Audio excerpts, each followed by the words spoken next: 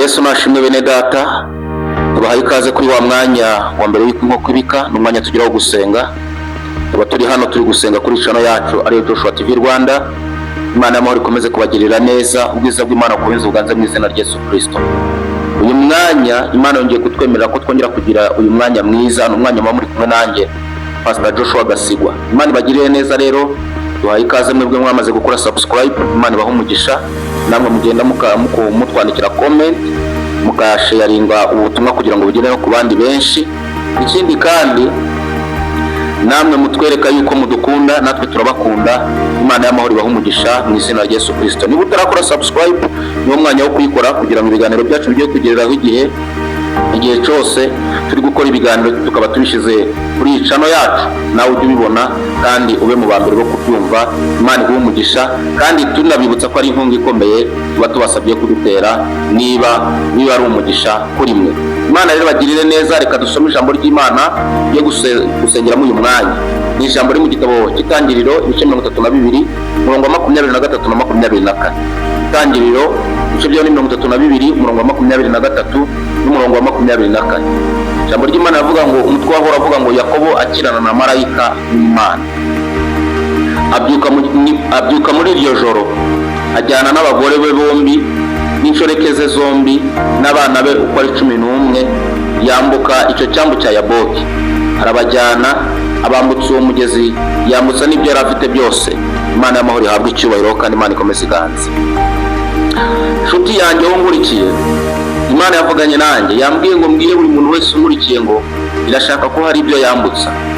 Muri iyi minsi abantu benshi baretse gukora umurimo w'Imana kubera akazi, bakavuga ngo twabuze umwanya, twabuze uko tubigenza.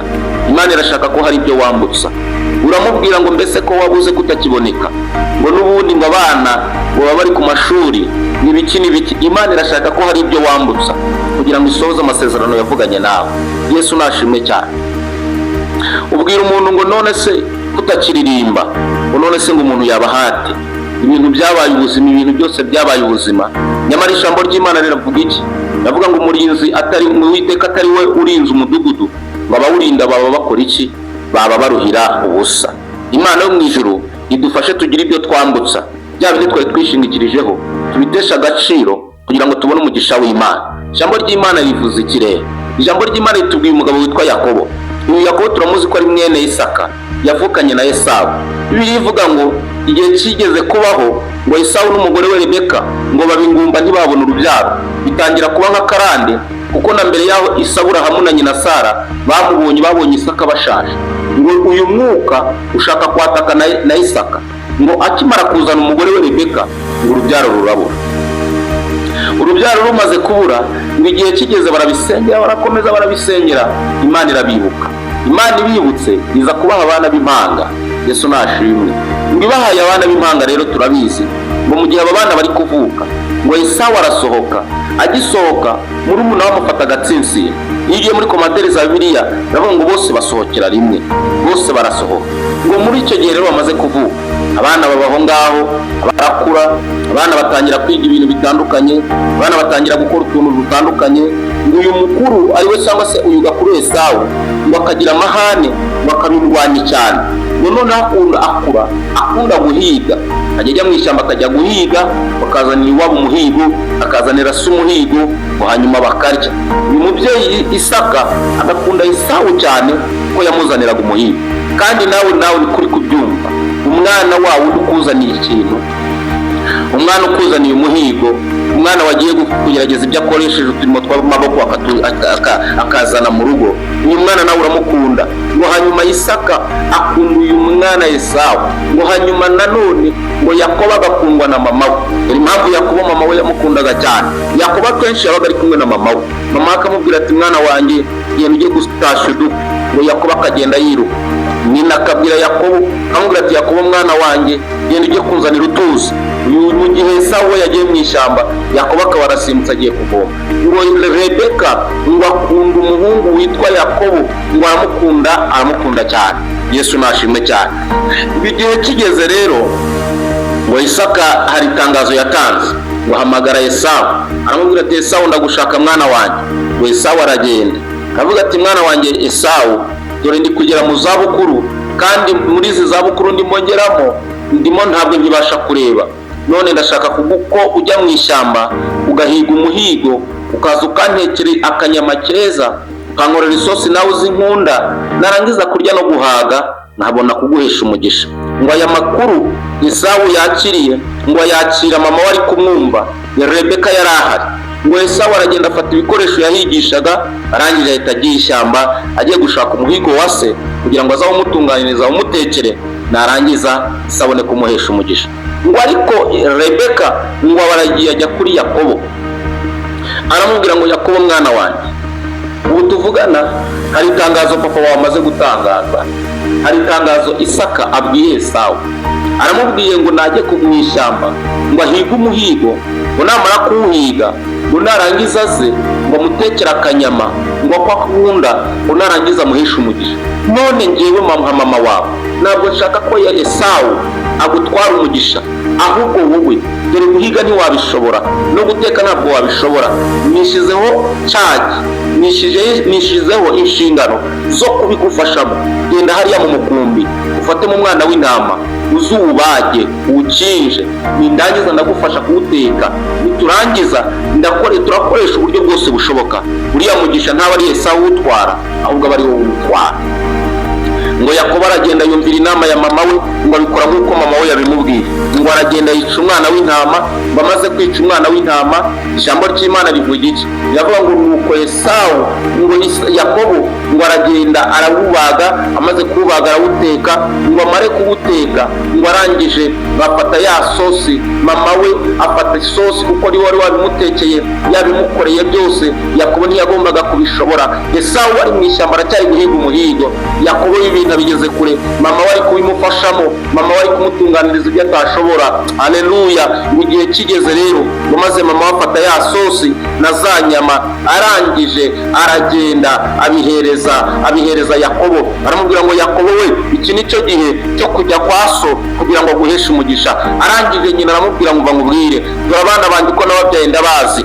Yakobo yavukanye Esawu yavukanye urwoya, ariko we nta rwoya ufite. Reka ufate ruriya ruhu rw'intama turushire ku bikonjo byawe, papa wawe naramuka gukorakoye yumve ko ari Esawu, mu cyimbo cyo kuvuga ko ari wowe Yakobo. Ibyo byari umugisha ukabona bikuviriyemo umuvumo.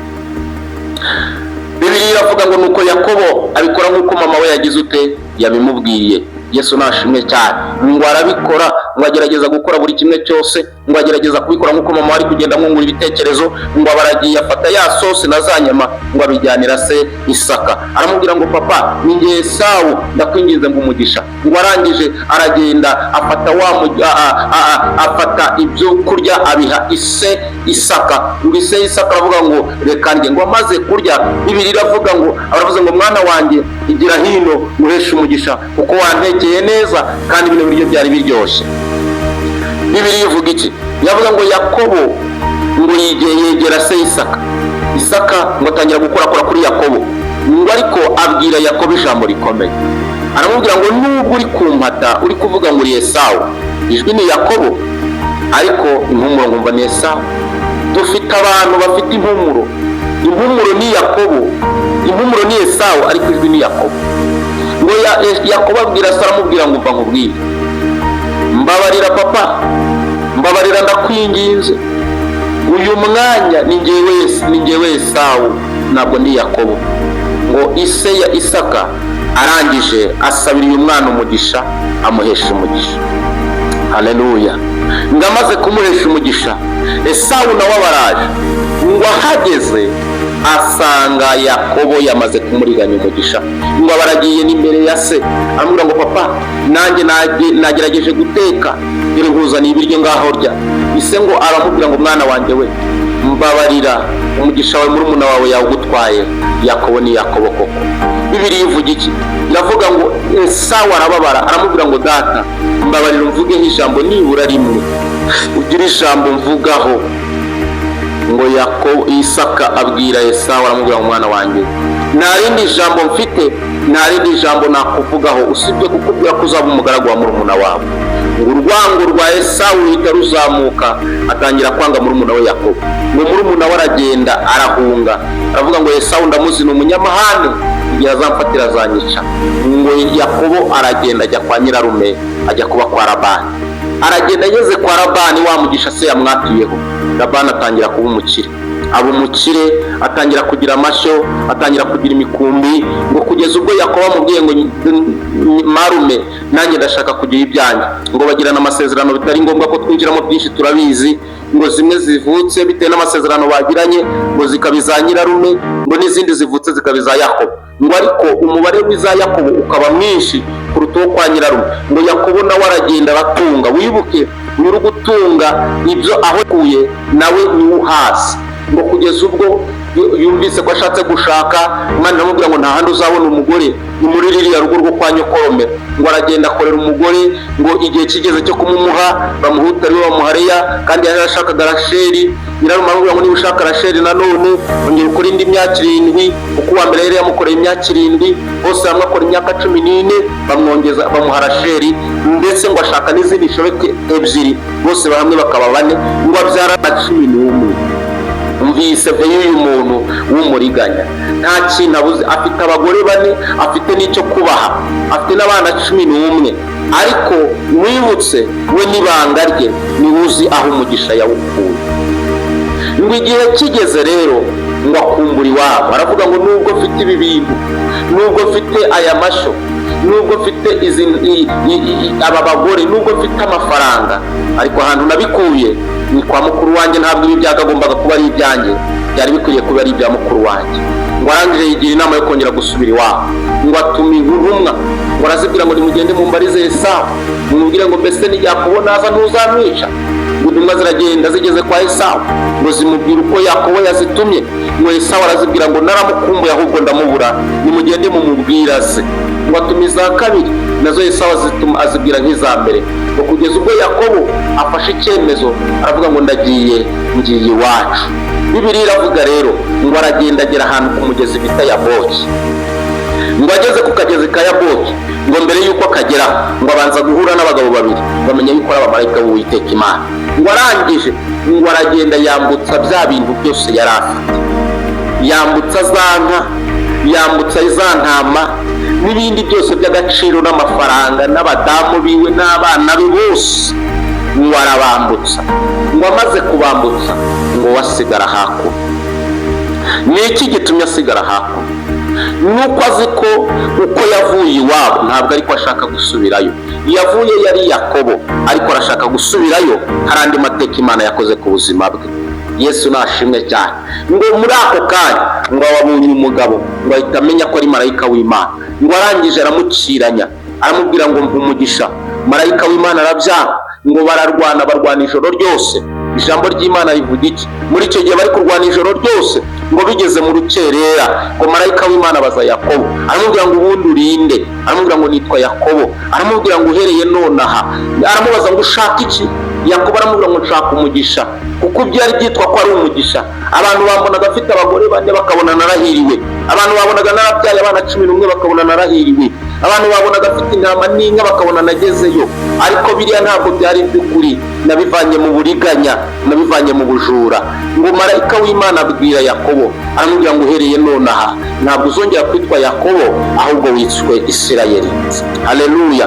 Aramubwira ngo igitumye nkwita iryo zina ni uko waraye ijoro ryose ukiranya marayika w'Imana, ukarwanya marayika w'Imana, ugakiranya Imana n'abantu. Imana yo mu ijuru tufashe kandi tugirire neza. Muri uyu mwanya tugiye gusenga Imana, tubwire Imana natwe tuvuge ngo turashaka umugisha wacu, turashaka ko duhindurirwa amateka. Yakobo asubira kwa Esawu atacitwa Yakobo, ahubwo yitwa Isirayeli. Haleluya, haleluya. Tubwire Imana guhindurira izina, kandi iri zina rikomeze ribe isoko ry'umugisha wawe nyawo, ry'umugisha wawe nyakuri, mu izina rya Yesu Kristo. Mana nyiribihe, Mana nyirubutware, turagushimye, tugushimiye neza yawe, tugushimiye ubuntu bwawe. Izina ryawe nirihabwe icyubahiro. Muri uyu mwanya turakeneye ngo duhindurire amateka, uduhande mazina mashya, Mana data wa twese, kandi aya mazina akomeze kutubera amasoko y'imigisha, kugira ngo izina ryawe rihabwe icyubahiro. Girira neza uyu wari udukurikiye, reka umwambike imbaraga, reka umuneshereze, reka ubuntu bwawe bukomeze buganze, reka icyubahiro cyawe gikomeze kiganze, kuko bukeye nuko buje tuje tukubona.